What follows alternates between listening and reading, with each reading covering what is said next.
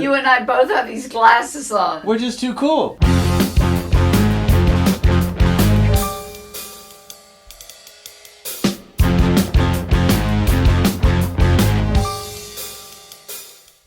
Hi, I'm Vinnie with Volossal Publishing. I'm here with A.R. Baumann, author of Nick Noel, Under a Cloud of Rain, and Nick Noel, Thicker Than Blood, and Nick Noel. And Nick Noel comes. New one's coming. Oh. Thanks for coming. Let's talk about. Well, first off, roll the tape back a little bit. A lot of people probably don't know that you were a model and had a pretty full career as a model. And actually, my career was only 2 years as a model because you did all of that in 2 years? I was in the High School of Performing Arts. Oh. And I modeled for 2 years only, and I was a stage actress in New York. Okay, I was a stage actress. I was with the Corner Loft Theater, Frank Casaro, who was the head of the Actors Studio, after Anna and Lee Strasberg, resigned. He was the head. And I was at the Corner Loft Theater. I was also with Stella Adler, who was a very famous teacher of acting. And I got a big deal to go to Carnegie Mellon, which is the best acting school in America. But I was a fat kid and I wanted to prove I was beautiful. Okay, that's how it started. So I went to London. And I told my parents, I'm just going to do the City Literary Institute to understand dialects, like Irish. Yeah, the Irish, or, hot dog, not the Scots, or doing all of that stuff. And I got there, and it was I was still looking for swinging London, because I was so into rock bands. I was like a huge Stones, and The Who, and all of them. So I really wanted to marry a rock star. So anyway, I dropped out, and my parents couldn't do anything. I joined a modeling agency, Askew's. And, I wasn't serious about anything, but I met a photographer who gave me my first job, and I ended up marrying him. Okay. And he was a character. I mean, he looked like a rock star. He was very flashy, but he had a big heart. But he was a terrible drunk, really like, oh my God. And I always felt like I had to be in control. And what age was this for you? This was from 18 to 20, and then we lived in Milan. So you got married at 18? I got married at 19, I married him. But, we lived in London for a year and a half, off and on, and then we lived in Milan for 6 months, Milan, Italy. And, I wasn't serious about this because I started to fall into drug addiction. I didn't even notice I was. He introduced me to cocaine. And, I'm sitting around, and I remember the first sniff, I didn't feel anything. Then went around the second time, and I thought, oh, this is nice. And I had enough money that I could buy it. Right, and it was 19. Yeah. And then we moved back. He wanted to move to New York. He loved New York. And we moved to New York. And, of course, at that time, I was like, wait a minute, I want to stay here in London. I still haven't, our marriage was so crazy because we were both unfaithful. I mean, it was just, if you're on drugs and alcohol, you're going to screw up your life pretty bad if that is the focus. And that was our focus. And as a result, and he really had a problem. And as long as I was with him, I had to watch to make sure he wasn't going to do something crazy.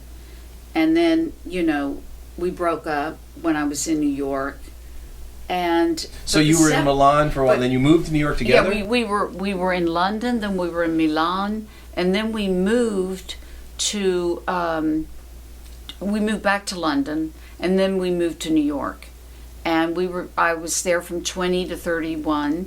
It was like 1975, and we were well enough connected that we could go to all the clubs. We knew everybody, went to after-hour clubs. Did you go to the Studio 54? Oh, God, yeah. We didn't go. We didn't do the room at studio. We were allowed in the basement.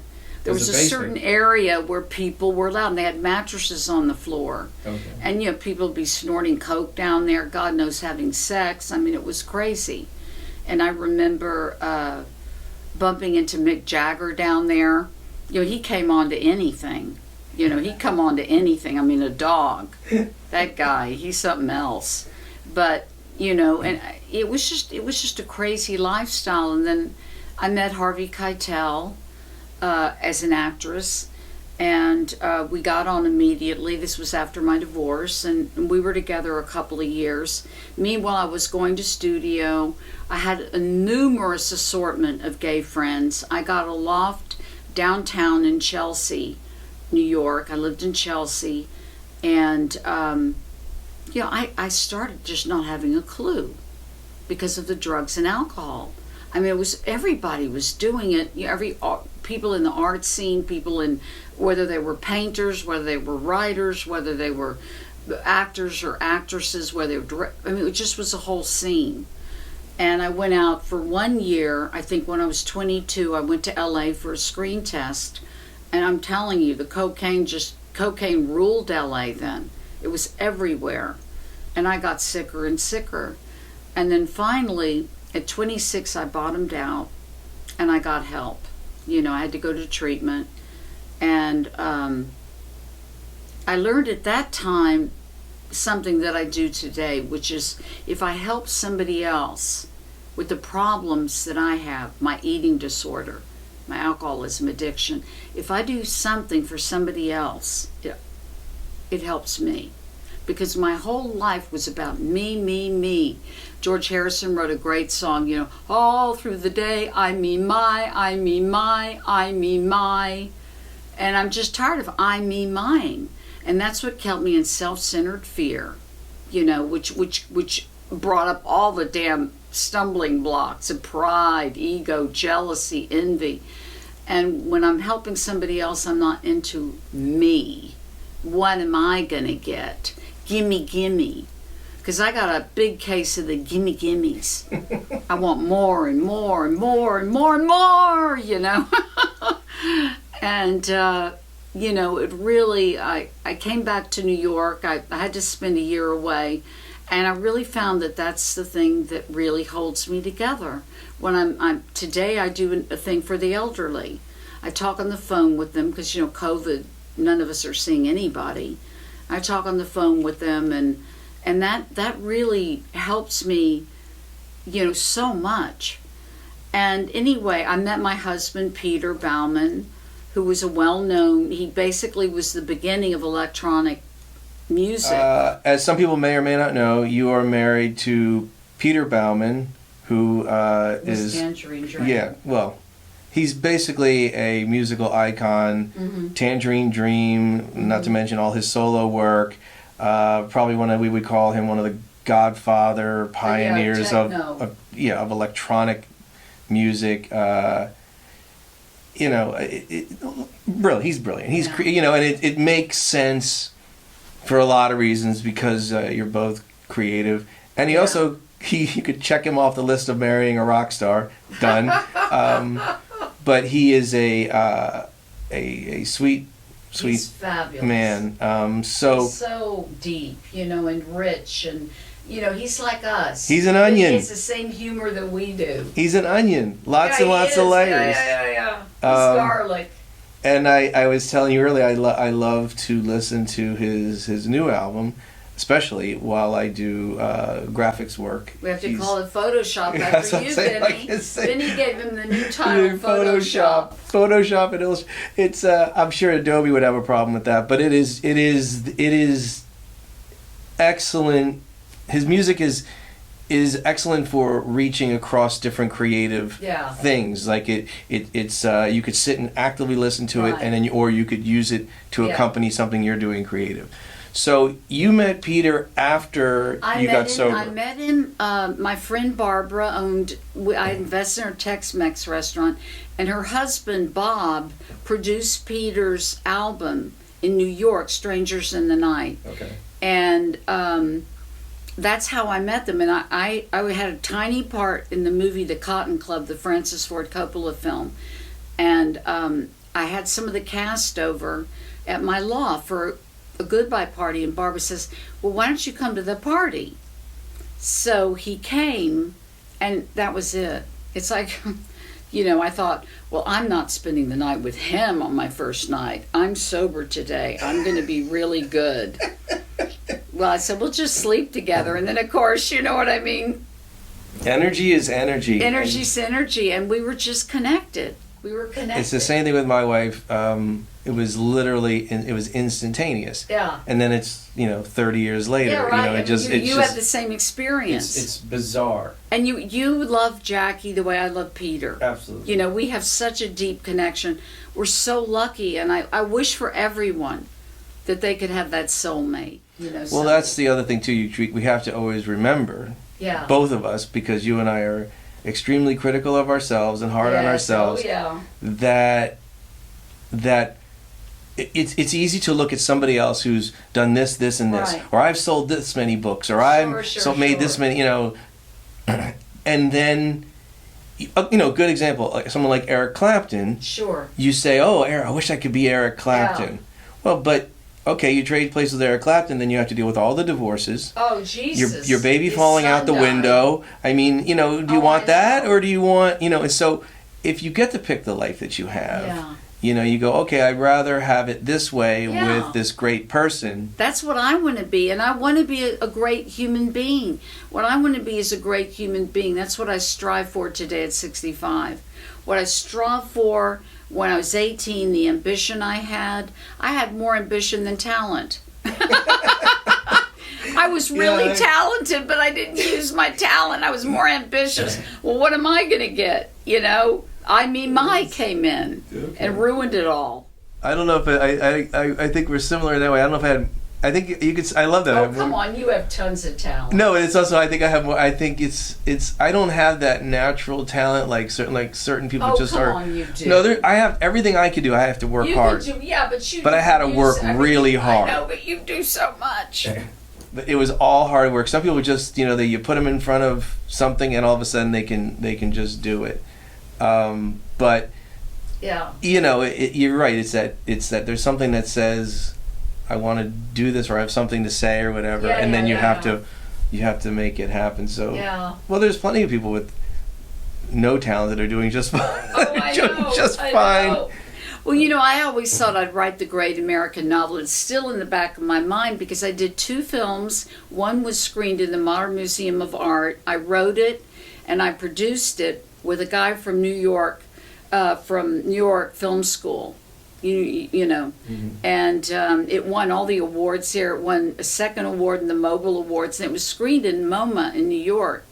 And the second film was won a Houston Finalist Award. What were the names? What were the names of these? The first film was called Lorien. It's a short film, as well as the next is What's Next. Okay. And that film, the first film is about addiction and that crazy relationship in the loft. And the second film that I did was about, I shot in an LA nightclub. It was about Halloween.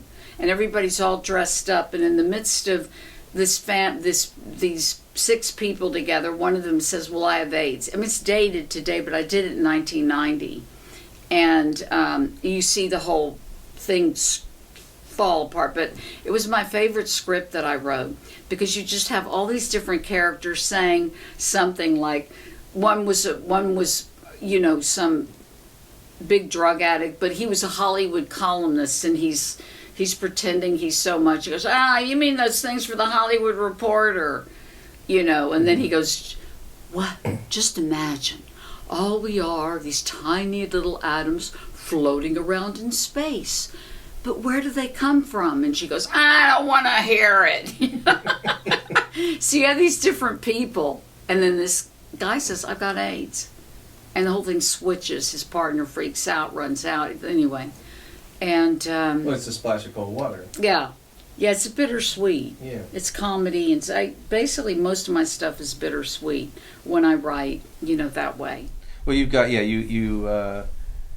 all in there. Yeah, and I have this story, the real story, Abandoned Wells, which is a story of a family similar to mine. Okay, and where's that one? That book, I did a lot of different edits on it. I did a screenplay on it, but I never got it. I think maybe one day I'll be able to write it when I can really sit. I tried to go back and write on it again in between books, and I just the first stuff that I wrote was, I mean, honestly, and I can say this, there were parts of it were brilliant. I mean, the part where she's in the mental hospital at 15 to 16 and they have the disturbed locked ward. And it's a lot of humor. Mm-hmm. It's actually, some of it's very funny. But again, bittersweet. Yeah. You know? Well, that's the thing, too, in Thicker Than Blood. Right. You know, I've said it many times, my favorite part is the diary. Exactly. It is, yeah. I mean, I can say it. It's brilliant. It is so... I wrote that for a different book. Oh, I know. I don't know if we were going to get that I wrote away it or not, for but... Catherine Lee, a book that I was writing, and it was her diary, and that's how the book would be. And, it was also Dolores's, my editor's idea. She said, you should bring this in.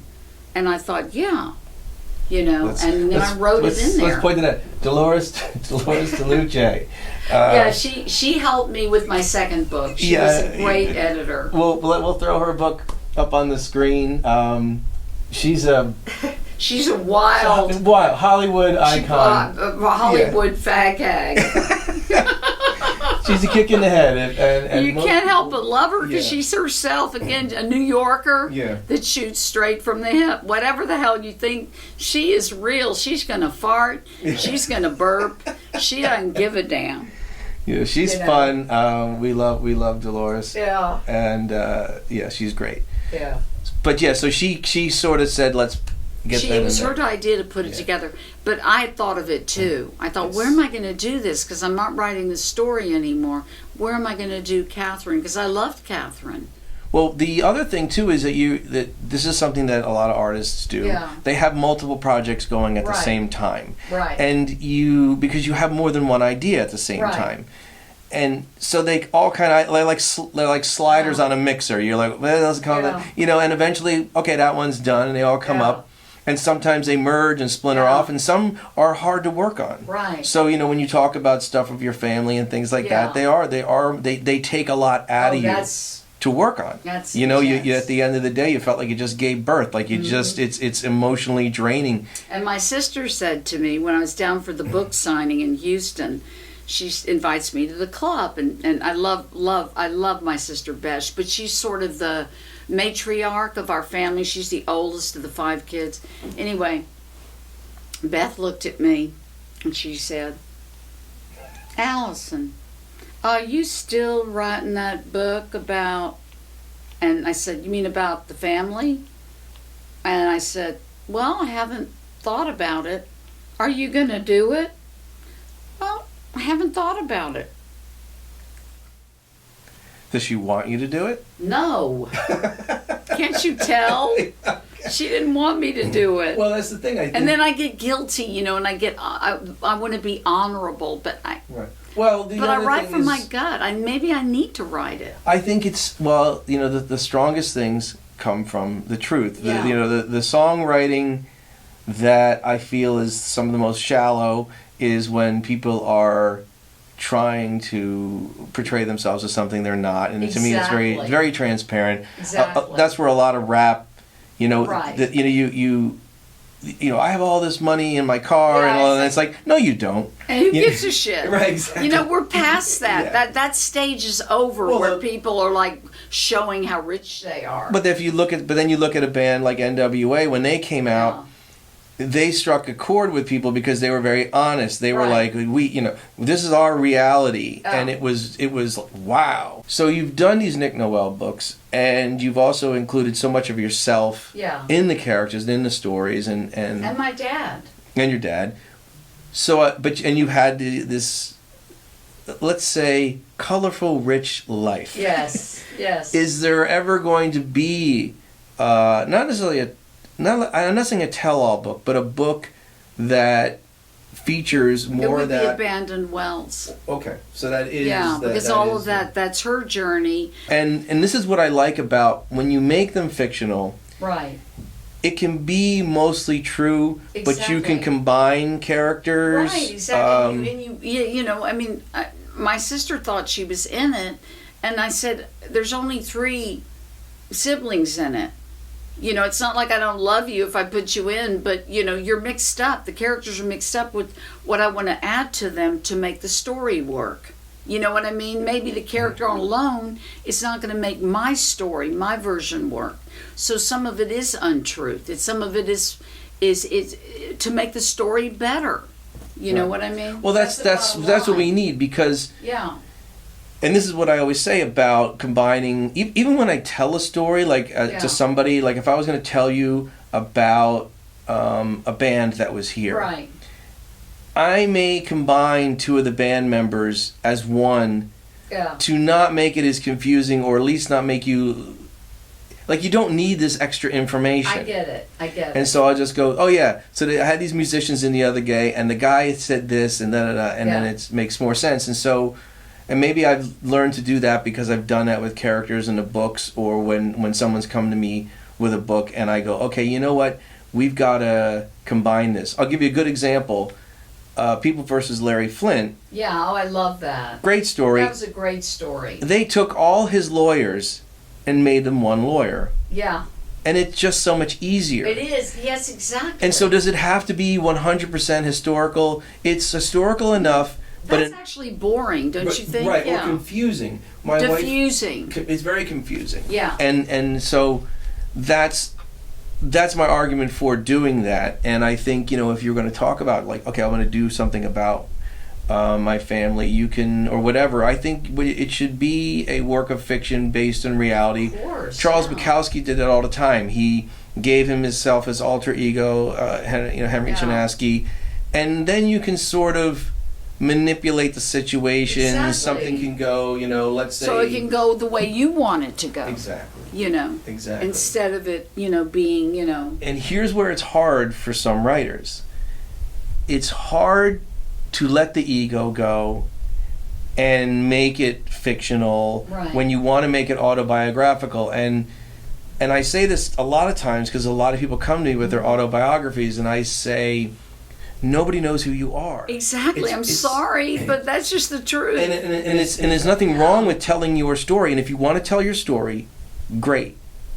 And it'll be there. You probably aren't going to sell much. No, you're not. Well, I guarantee you're not going to sell much unless you go, you know, do something crazy. Right. Then you know you're not going to sell a lot. And even famous people don't sell a lot of autobiographies. It's difficult, but stories sell, and stories based on reality or combinations thereof. And that's why I hold you kind of up to other authors saying that you've taken so many elements of yourself and people you've known and put them into Nick Noel and the characters in your story, which gives them that grit, that raw realness, that makes you attached to the character. It makes you believe that it's a real person. I know. I'm just bringing up. I just thought of a couple of lines my dad said, which are just great.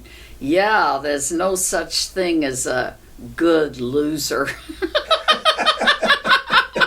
Or another one, potential means you haven't made it yet. You know what I mean? He's one line. And of course, he's not being me.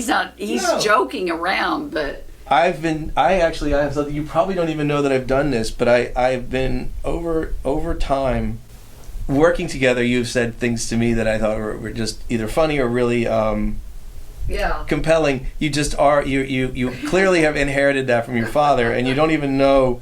I've written these down like after you've left or whatever. I love that. I call them my A.R. Baumann quotes. So here's one. At this point, I could use some boredom. Really? Absolutely. Okay. My nose is ruined from snorting coke. I can't smell anything. That's true, and that's true. And so I dumped perfume on me, and my friend Dale goes, "Oh my God, you stink." I said, "I can't smell it. I want to smell it." Jackie Lawson cards. I hate those fucking things. They're great. And I hate to have to reply, you know, because you have to say something. You have to thank somebody about the damn thing. Here's another one. I always get caught. Yeah, that's true. I wrote a short story called I Always Get Caught. Oh, really? Oh, I did. And it was like really straightforward. I mean, it was like my daughter, ringing on me, whatever. Where could we see this? Where could we read this? This thing? Well, I don't even know if I still have it.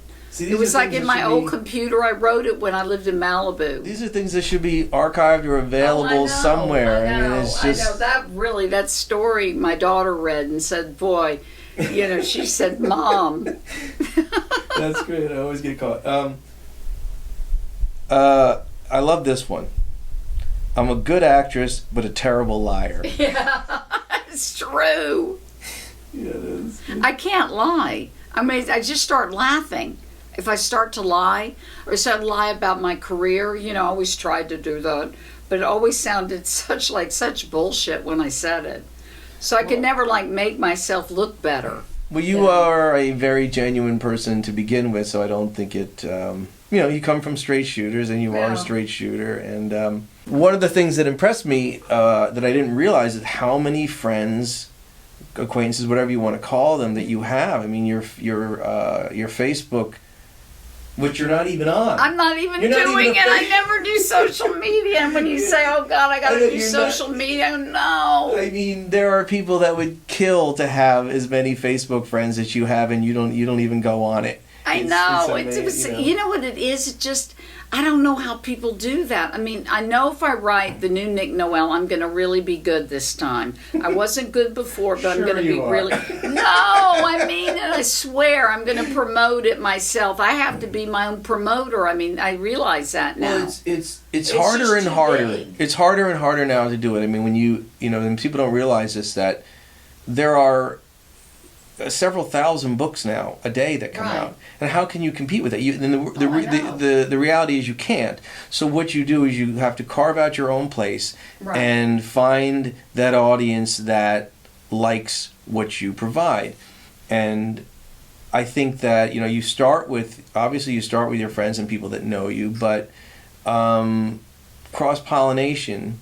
It's the same way with rock bands. You go to see one rock band, but another rock band is opening up, and maybe you get 10% of that audience that goes, "Hey, I like these guys too." Yeah. And it just keeps moving, and that's that's the one thing with Volossal, by keeping everybody kind of together and as this family. We will have more cross pollination, and we already see it. Well, with Kathy.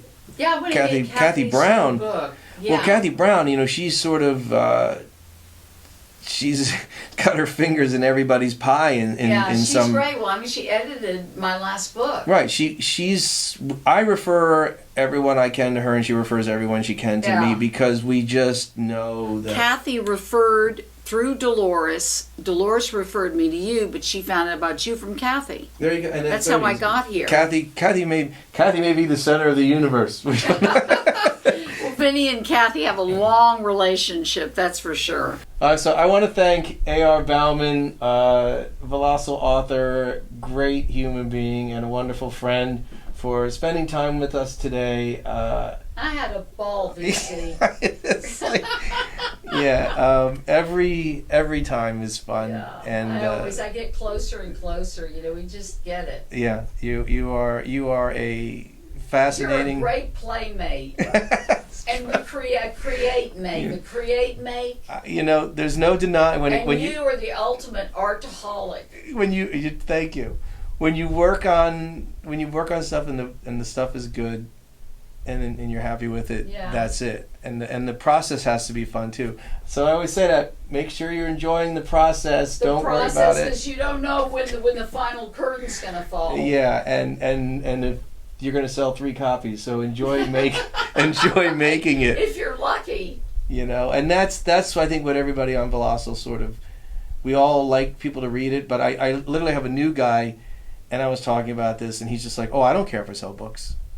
I was like, "What?" He's like, "No, I don't really care." And so there's something about creating something the way you want to, and that's what I've been trying to do with Volossal, is try to keep it true to for the artist. Thank you. You've been like the symbol for all of us. We all love you. Well, I feel like Oh, you're feel the same way loved. about everybody. It is. Yeah, I love yeah. you too, and I'm thrilled every time you come by. Yeah. It's always fun. Okay. All right, so let's everybody wave goodbye. Bye. Bye-bye.